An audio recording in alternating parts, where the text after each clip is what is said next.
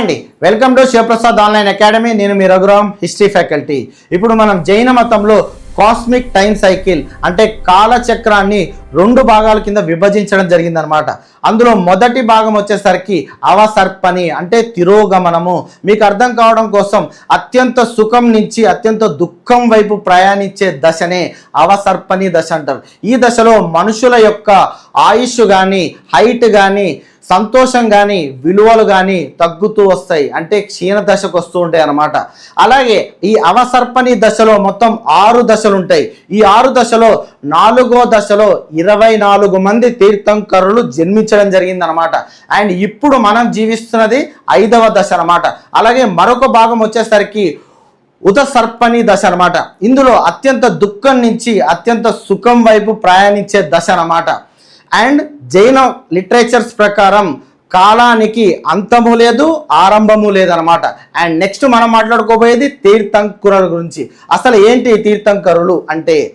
తీర్థంకరులు అంటే జనన మరణాల కాలచక్రాన్ని నుంచి ప్రజలకి మోక్ష మార్గాన్ని చూపించే వారిని తీర్థంకరులు అంటారు.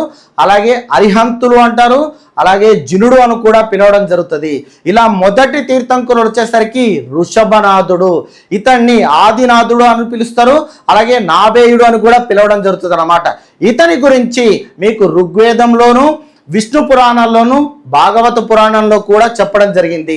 ఇతని యొక్క సింబల్ వచ్చేసరికి మీకు బుల్ అన్నమాట.